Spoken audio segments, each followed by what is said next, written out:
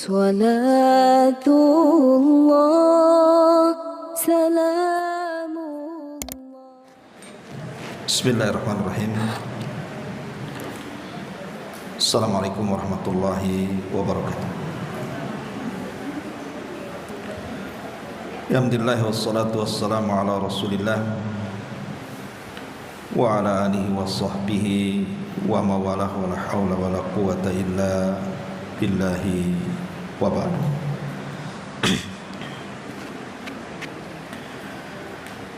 Alhamdulillah, segala puja dan puji hanya milik Allah subhanahu wa ta'ala. Salawat dan juga salam kita hadiahkan kepada Rasul kita Nabi besar Muhammad sallallahu alaihi wa ala alihi wasallam. Kajian di pagi hari ini kita akan membahas tentang as-sayyi'atu al-jariyatu, keburukan-keburukan yang akan terus mengalir ke dalam kuburan. Ma'asyiral muslimat yang dimuliakan Allah subhanahu wa ta'ala, kita mulai kajian ini dari perkataan dua imam yang sangat masyhur. Pertama, ucapan Al-Imam Al-Ghazali rahimahullahu ta'ala dalam kitabnya Ihya Ulumuddin. Beliau mengatakan, tuba liman idza matat ma'ahu dhunubuhu wal wailut tawil liman yamutu wa tabqa dhunubahu mi'ata sanatin wa mi'atai sanatin aw aktsar yu'adzabu biha fi qabrihi wa yus'alu anha ila akhir inqiradiha. Kata Imam Ghazali rahimahullahu ta'ala, berbahagialah sesiapa yang mati dan dosa-dosanya ikut mati bersamanya.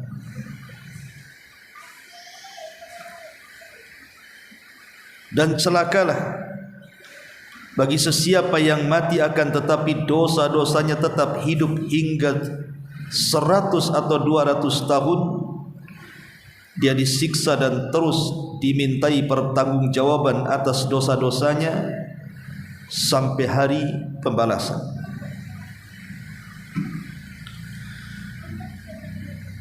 Kemudian juga perkataan yang sama dinukilkan dari Al-Imam Asy-Syatibi rahimahullahu ta'ala,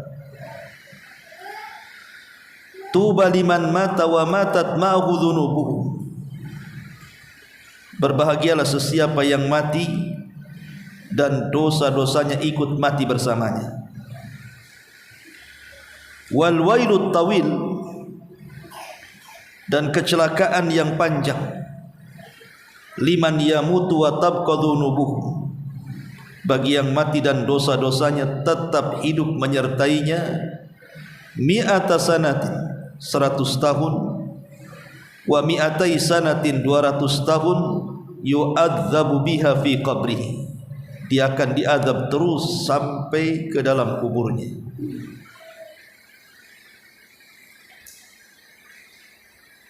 Dan Abdullah ibn Abbas radhiyallahu anhuma mengatakan, al-hasanatu bi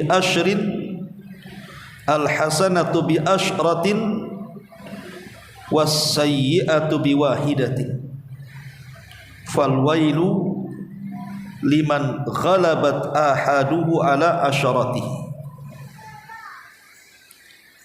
Satu kebaikan terkadang dibalas dengan 10 kebaikan, tapi satu kejahatan hanya dibalas dengan 1 balasan. Maka celaka bagi yang terkalahkan 1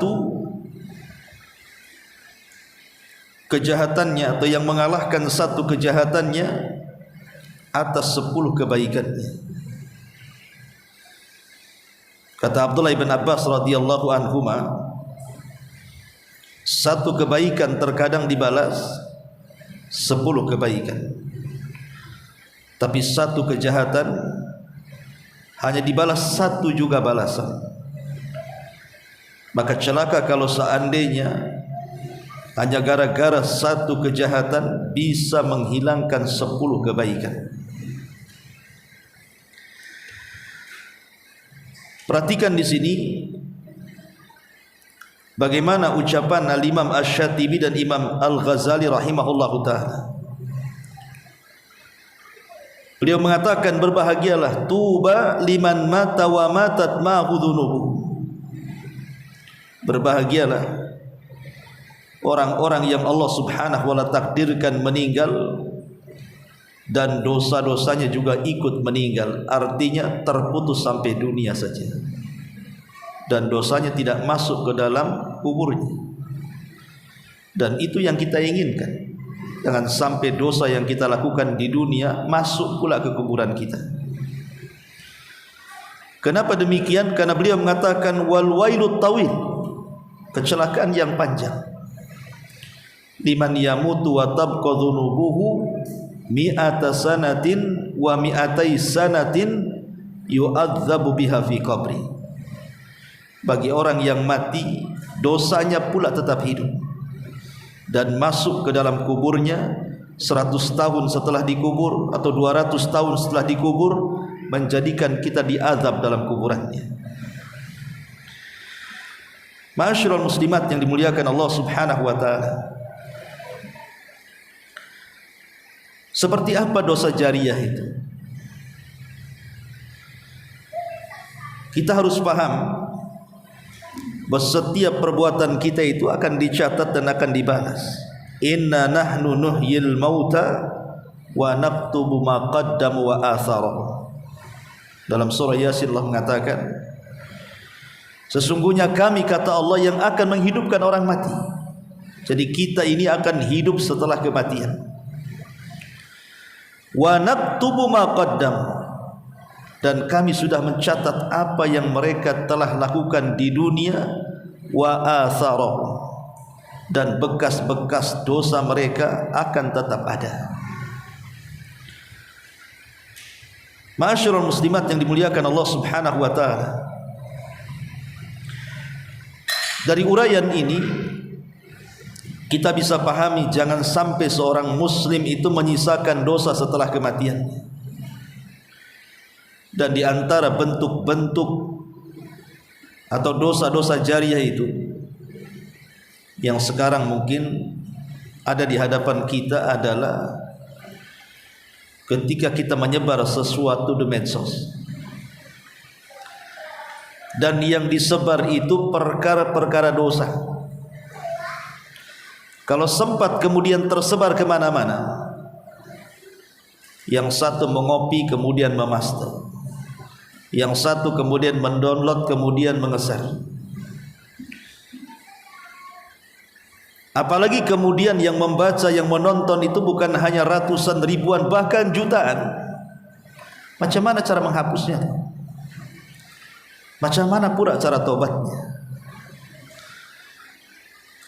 Maka jangan sampai kemudian seseorang itu menyebarkan sesuatu yang mengandung dosa. Contoh umpamanya, ada seorang wanita sengaja membuka aurat, kemudian dipoto, kemudian disebar fotonya, dan yang menikmati auratnya itu bukan 1 2, boleh jadi mungkin ribuan atau jutaan. Kemudian Allah subhanahu wa ta'ala takdirkan wanita ini meninggal dunia, sementara fotonya itu masih dinikmati oleh laki-laki dan terfitnah dengan auratnya. Maka selama itu keburukan yang disebar akan terus mengalir dosanya sampai di kuburannya, dan itu kata Imam Syatibi tadi penyebab azab kuburnya.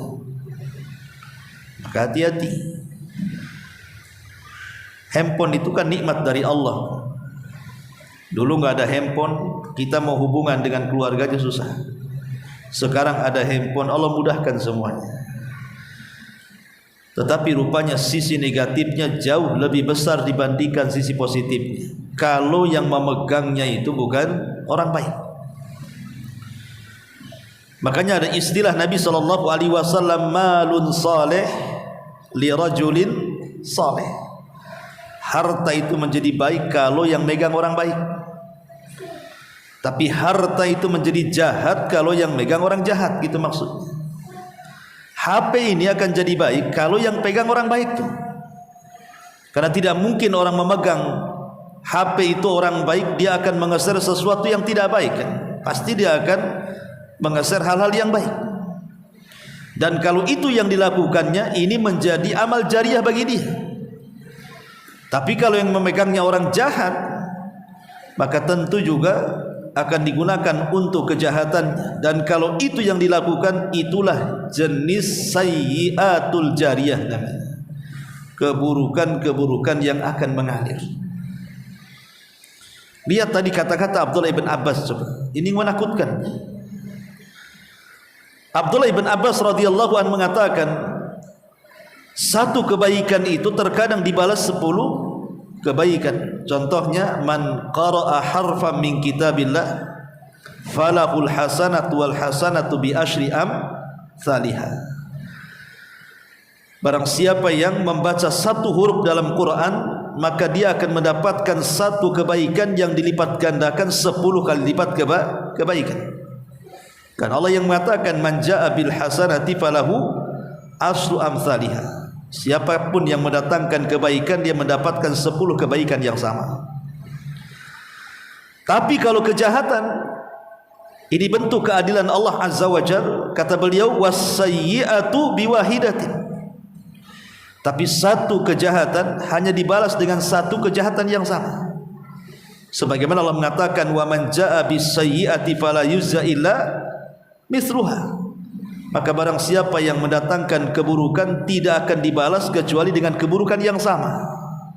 Artinya satu keburukan satu balasan, tapi satu kebaikan 10 balasan. Kata Abdullah ibn Abbas, fawailun, celaka liman ghalabat ahaduhu asyaratihi. Maka celaka bagi yang terkalahkan 10 kebaikan dengan satu kejahatan. Contohnya, ibu nih dari kecil sampai besar ibadahnya oke, sholatnya iya, baca Qur'annya puasanya juga oke. Pokoknya banyak amalan soleh yang ibu lakukan. Secara umum ibu meninggal membawa pahala besar dan membawa pahala banyak.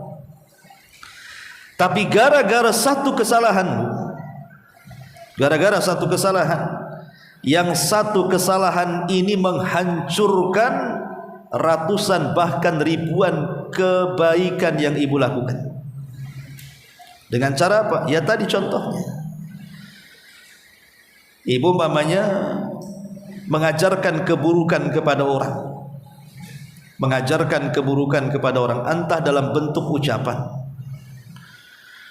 Kemudian ucapan yang buruk itu ditiru orang lain, kemudian ditiru orang lain lagi, ditiru orang lain lagi. Lah siapa yang pertama mengajarkannya? Ibu.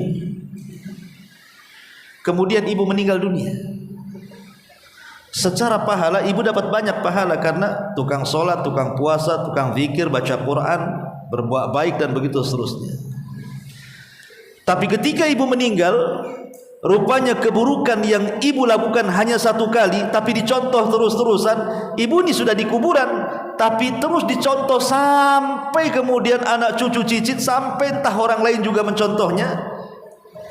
Berarti dosa-dosa itu akan satu-satu masuk ke kuburan tuh. Kalau begitu, apa manfaat ibu melakukan amal soleh? Kalau gara-gara satu keburukan akhirnya terkalahkan dengan satu dan menghilangkan 10 kebaikan itu. Dari sini hati-hati, jangan sampai kita membawa sayyiatul jariyah, keburukan yang mengalir. Contohnya seperti apa lagi?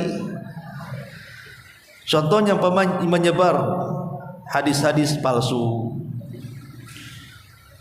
kemudian dibaca orang disangka hadis dari Nabi, disebar lagi ke orang lagi, disebar lagi ke orang lain. Atau mungkin menyebar berita-berita hoax, kemudian disebar lagi, disebar lagi, disebar lagi. Apalagi sekarang tahun politik kan gitu. Jangan sampai kemudian kita menyebarkan berita-berita yang tidak benar. Apalagi sekarang zaman fitnah peperangan di Palestina lagi. Jangan sampai menyebar berita-berita hoax, karena itu akan menjadi sayyi'ah jariyah, keburukan yang akan mengalir. Ma'asyiral muslimat yang dimuliakan Allah Subhanahu wa taala, dalam sebuah hadis Nabi sallallahu alaihi wasallam bersabda, "Man sanna fil Islam sunnatan sayyi'atan falahu wizruha wa wizru man amila ba'dahu la yanqusu min auzarihim syai'ah." Barang siapa yang memberikan contoh yang buruk kemudian diikuti orang lain, maka dia akan mendapatkan dosa dan dosa orang yang mengikutinya tanpa mengurangi dosa ia sedikit pun. Lihat bagaimana di sini Nabi sallallahu alaihi wasallam mengingatkan kepada kita, siapapun yang memberikan contoh keburukan kemudian ditiru orang, maka kita akan mendapatkan keburukan dari orang yang meniru keburukan kita tanpa mengurangi keburukan dia sedikit pun. Artinya kalau yang mencontoh kita ini 10 orang, berarti 10 keburukan kita yang menanggungnya. Kalau yang mencontoh kita 100 orang, berarti 100 keburukan kita yang menanggungnya tanpa mengurangi 100 keburukan dia. Makanya ketika Nabi SAW bercerita tentang pembunuhan pertama dalam Islam siapa? Qabil. Qabil itu yang melakukan keburukan pembunuhan pertama di dunia. Apa kata Nabi SAW? Maka setiap pembunuhan setelah Qabil sampai kiamat dibangkitkan, Qabil dapat dosanya. Kata Rasul, siapapun yang melakukan dosa pembunuhan, umpamanya dari sejak Qabil sampai ini udah 1 juta jiwa dibunuh gitu. Berarti orang yang membunuh 1 juta jiwa itu Qabil dapat bagian dosanya tanpa mengurangi dosa pembunuh sedikit pun. Tapi Qabil sudah mendapatkan dosa jariyahnya. Maka di sini sekali lagi saya himbau kepada ibu-ibu, HP itu nikmat dari Allah. Jangan digunakan sembarang. Gunakan untuk kebaikan. Jangan sampai walaupun hanya sekedar SMS 1-2 kalimat, tapi 1-2 kalimat itu membuat Allah murka. Kemudian di-share, di copy paste, di-share lagi orang lain, di copy paste, di-share lagi orang lain, dan begitu seterusnya. Maka ini akan menjadi dosa jariyah. Bayangkan 1 kalimat saja kalau seandainya membuat Allah murka, cukup memasukkan orang ke neraka. Macam mana orang yang menulis berita-berita yang tidak benar mengandung dosa berkalimat-kalimat? 1 kalimat saja cukup itu memasukkan orang ke neraka. Mana dalilnya?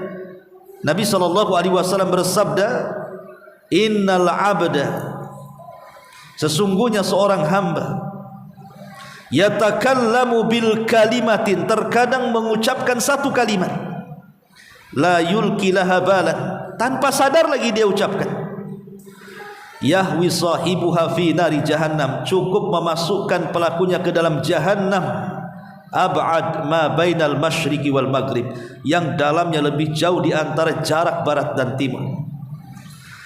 Lihat ibarah Nabi, hanya 1 kalimat, tapi membuat Allah murka, cukup memasukkan ke dalam jahannam. Macam mana orang yang merangkai kalimat coba, kemudian ditulis di medsos, kemudian disebar, dan banyak kalimat-kalimat yang membuat Allah murka, Kita nggak kebayang satu kalimat saja cukup masukkan orang ke neraka, macam mana pula berkalimat-kalimat. Makanya ingat Bu, jangan sembarang meletakkan sesuatu di media. Entah, karena sekarang ini nggak tahu ya, lagi demam selfie mungkin ya. Mana-mana selfie. Ibu makan di warung apa? Selfie. Selfie dengan rawon, selfie dengan apa itu makanannya, semua selfie. Nanti ke laut gitu lagi, nanti ke mall gitu lagi. Maka sekali lagi, gunakanlah handphone itu sebaik mungkin. Karena ulama banyak yang kemudian memberikan nasihat soal ini, karena sudah banyak kerusakan yang ditimbulkan oleh handphone itu. Banyak kerusakan. Orang bertengkar gara-gara handphone, musuhan gara-gara handphone, suami bercerai gara-gara handphone, pembunuhan gara-gara handphone, kemudian juga pelecehan seksual gara-gara handphone, pemerkosaan, penipuan, macam-macam sekarang ini. Itu sekarang pusatnya di handphone. Jadi handphone ini memang pusat segalanya. Kalau kita tidak pandai-pandai, maka handphone itu sama dengan pisau bermata dua. Mau gunakan kemana? Mau menghidupkan orang atau membunuh orang bisa tuh dengan handphone. Makanya di sini jangan sampai kita melakukan amal jariah. Tetapi tentu sebaliknya, orang yang berbuat baik kemudian kebaikannya sampai mengalir ke kuburannya, itulah yang dikatakan Imam Ghazali tadi, tuba, beruntunglah bagi dia. Liman mata wa matat ma'ahu dunubuh. Beruntunglah, berbahagialah orang yang meninggal dan keburukannya mati bersama dia. Artinya yang mengalir hanya kebaikannya saja. Seperti apa itu? Dan ini banyak sekali perkara-perkara yang bisa menjadikan amal kebaikan kita itu masuk ke dalam kuburan kita. Saya contohkan beberapa hadis. Nabi SAW bersabda dalam sebuah hadis, inna mimma yalhaqul mu'min min amalihi wa sayyiatihi ba'da mautihi. Sesungguhnya hal-hal yang bisa memasukkan amalan seorang mukmin setelah kematiannya. Pertama, ilman 'allamahu wa nasyarahu. Ilmu yang ibu ajarkan kepada orang atau yang ibu sebarkan. Kalau ibu mau menyebarkan sesuatu di medsos, sebarkan ilmu. Entah satu hadis Nabi, entah satu ayat dalam Quran dengan tafsirnya, entah ucapan-ucapan para ulama gitu, supaya ada manfaat. Wa waladan salihan tarakahu. Yang kedua, anak yang saleh yang ibu tinggalkan. Jadi yang pertama, ilmu yang ibu sebar. Jangan perkara-perkara dosa yang ibu sebar akhirnya menjadi dosa jariah, tetapi gunakan handphone itu untuk menyebar ilmu supaya menjadi kebaikan jariah. Kemudian anak yang soleh, ibu didik dari kecil, dari sekarang nih, untuk menjadi para penghafal Quran, untuk menjadi para duat, para dai, para mujahidin dan begitu seterusnya. Jangan mendidik anak itu menjadi anak yang jahat. Nanti ibu dapat dosanya, itu juga termasuk dosa jariah. Disuruhnya anak berdusta, akhirnya anak terbiasa dusta. Siapa yang ngajari? Ibunya. Jadi kalau anak itu berdusta karena mengikuti ibunya, itu namanya dosa jariah nantinya. Tapi kalau seandainya ibu mengajarkan kejujuran, anak itu jujur terus gara-gara pelajaran ibu kepada anak, berarti ibu akan mendapatkan pahalanya. Kemudian yang ketiga, wa mushafan warasab, dan mushaf yang diwakafkan. Ibu tengok ada masjid, ada mushafnya, beli di pasar, taruh biar dibaca orang. Ya, wakaf mushaf. Au masjidan banah, ataupun masjid yang dibangunnya. Au baitan libni sabil, ataupun rumah untuk para musafir. au nahran ajrah, atau air yang dialirkan. Nampak ada pesantren kurang air, masjid kurang air, panti asuhan kurang air, sumbang. Nah, sekarang seperti yang terjadi di Palestina, mereka sangat menghajatkan kepada air karena tidak ada air bersih di sana, sulit.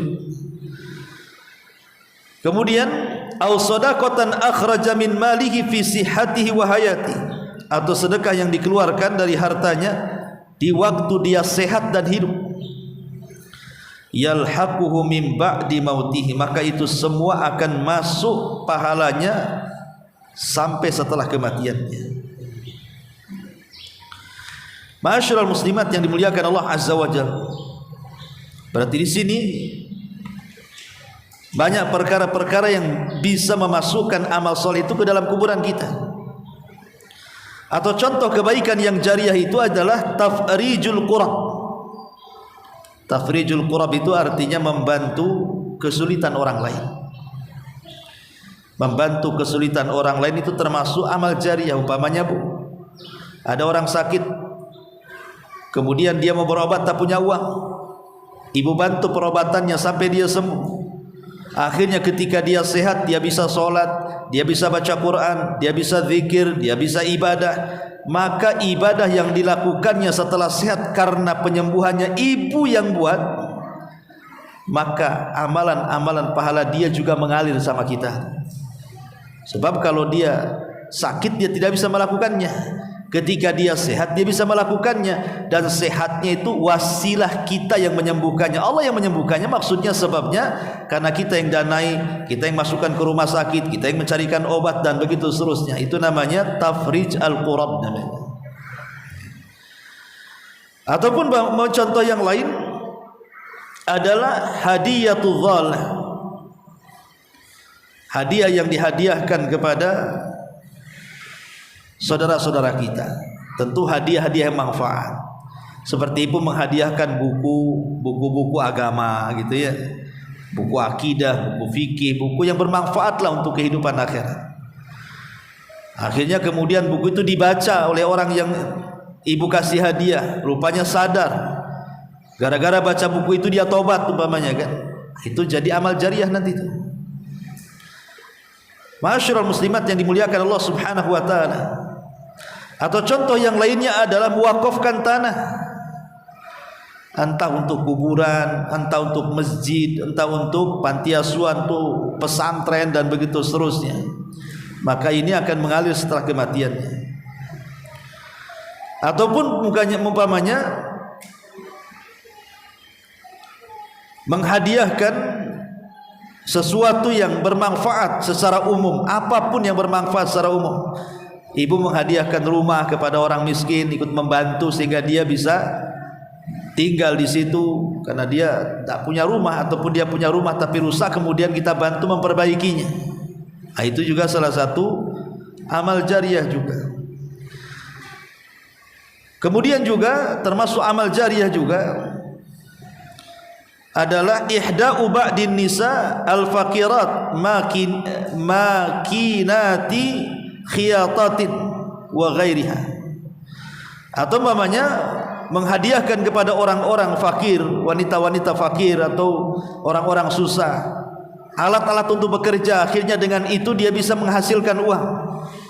Umpamanya dia pandai jahit, tak punya mesin jahit, akhirnya kita belikan mesin jahit kan itu ya. Dengan sebab mesin jahit dia bisa kerja, akhirnya banyak orang-orang yang jahitkan pakaian kepada dia. Dengan itu dia bisa hidup. Lah mesin jahit itu ibu yang kasih kan itu ya. Nah, maka ini juga salah satu amalan-amalan jariah yang akan masuk ke dalam kuburan kita. Ataupun mamanya ibu membangun pondok-pondok tahfidz, rumah-rumah tahfidz, tempat-tempat ibadah, tempat-tempat belajar dan begitu seterusnya. Tentu lillah, karena Allah, bukan karena komersil kan itu. Maka ini juga bagian daripada kebaikan yang akan mengalir ke dalam kuburannya. Ataupun ibu menanam sesuatu, umpamanya di jalan nih, penghijauan, ini kan jalan milik pemerintah lah. Ya, tapi kan ini untuk penghijauan, ibu nanam mangga di situ, ibu nanam jambu, nanam apa gitu ya. kemudian setelah besar mangganya entah dimakan kelelawar, entah apa kan itu ya, maka itu juga termasuk jariah juga. Atau mempunyai di depan rumah lah, ibu umpamanya di depan rumah, saya mau nanam mangga lah, akhirnya besar mangganya, banyak pula buahnya. Bukan hanya ibu ambil, pejalan kaki pun ngambil, belum lagi binatang-binatang ikut makan. Itu amal jariah. Tapi kadang-kadang ada pelitnya kita, diberongsonginya lah mangga, ditulisi jangan diambil pula, sampai kelelawar aja bingung tuh. Wah, dilarang masuk rupanya. Jadi ini juga termasuk amal jariah, membiarkan buah-buahan diambil binatang atau ya orang yang jalan di situ. Ma'asyiral muslimat yang dimuliakan Allah Azza wa Jalla, ataupun nasrul ma'lumat asy-syar'iyyah ala mawaqi' tawassul al-ijtimaiyah, seperti yang saya contohkan, mengeser hal-hal yang syar'i gitu ya, berita-berita tentang ilmu di-share di mawaqi' at-tawassul, maksudnya internet entah berupa Facebook, WA, Instagram, TikTok atau apa namanya lah di zaman sekarang. Dan itu kebaikan untuk mengingatkan zikir pagi petang ya, diingatkan nanti pagi ibu share ini doanya dibaca pagi, nanti sore lagi ibu share lagi, terus tiap hari ibu ingatkan. Tapi jangan ingatkan orang, ibu pula tak zikir pagi petang. Jadi ibu tukang ingatin aja jadinya. Jangan seperti itu. Artinya kita juga lakukan, kita ingatkan juga orang lain. Dan kalau bisa nggak ada namanya, ya namanya yang lain saja di grup itu supaya menghindari riya.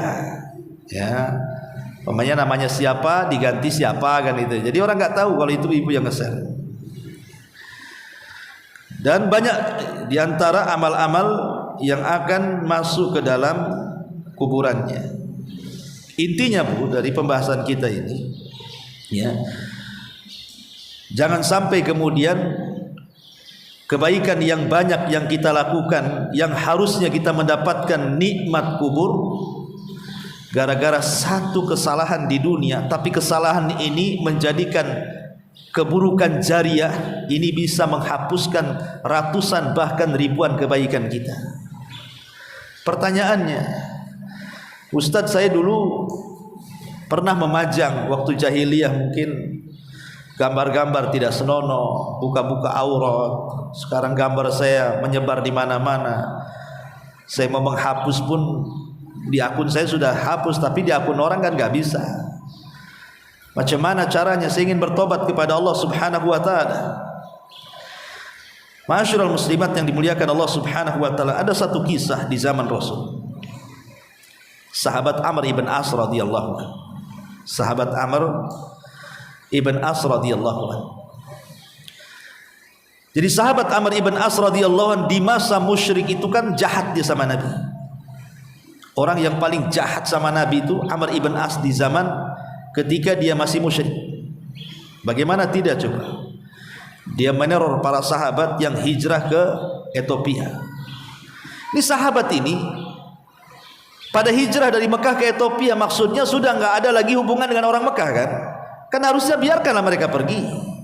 Tidak, Amr bin As gak terima. Disusul dia ke Ethiopia. Kemudian dimusuhi di Ethiopia. Bahkan dihasut Raja Najasyi untuk mengembalikan sahabat ke Mekah.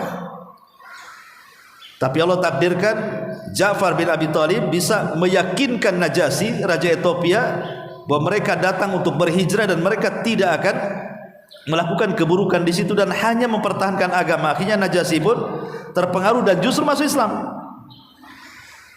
Ketika Rasul sallallahu alaihi wasallam, bayangkan Amr bin As ini memusuhi Rasul 20 tahun. Bukan sebentar, 20 tahun jadi musuh Nabi itu. Karena dia masuk Islam ketika Rasul berada di Madinah sudah 7 tahun. Rasul dakwah 13 tahun di Mekah, kemudian hijrah ke Madinah. Ketika di tahun ke-7, artinya kan sudah lewat 20 tahun tuh. Amr bin As ini musuhan sama Nabi tuh. Mencaci maki, mengejek Nabi, menekan para sahabat, macam-macam dosanya tuh. Dia datang kepada Nabi SAW. Ketika Rasul melihat Amr bin As, senang dia. Senang sekali. Karena tahu dia pembesar Quraisy masalahnya. Kemudian Nabi memeluk Amr. Dan Amr pun merasa bersalah karena bagaimanapun dia sudah menjadi musuh Nabi kan begitu. Dia ingin masuk Islam.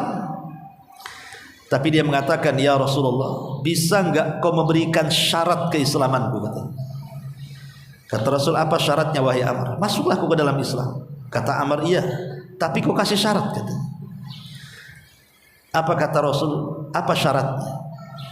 Kata Amr, syaratnya kau tahu aku ini sudah banyak menyakiti, menghinamu, berbuat jahat kepadamu, belum lagi kepada sahabat-sahabat.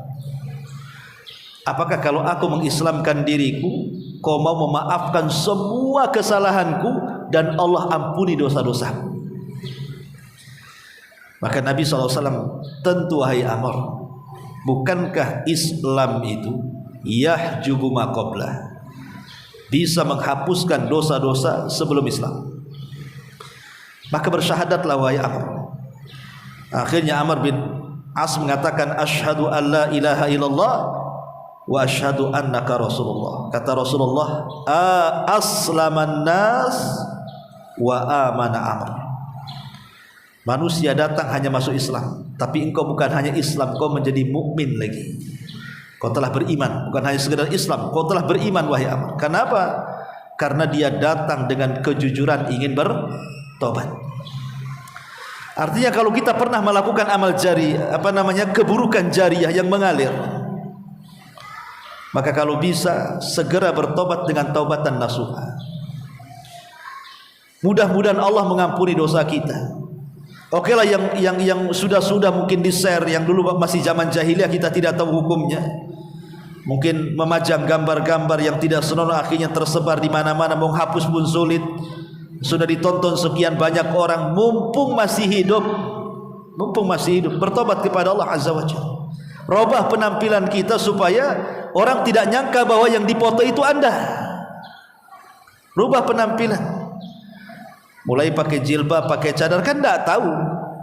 Kalau ibu pakai cadar, ya orang enggak tahu kalau mungkin yang dulu ibu pernah melakukan atau memoto gambar-gambar yang tersebar kemana-mana itu muka ibu. Bagaimana orang tahu kalau ibu pakai cadar kan? Dia rubah penampilannya, betul-betul hijrah gitu ya, supaya Allah Subhanahu wa taala memberikan peluangnya kita bertobat kepada Allah Azza wa Jalla.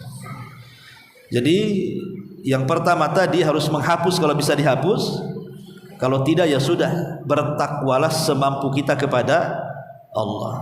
Fattaqullaha mastata'tum, bertakwalah semampu kalian kepada Allah Azza wa Jalla. Wallahu a'lam bishawab. Ini yang bisa sampaikan karena juga waktu. Silakan sebelum saya tutup kalau ada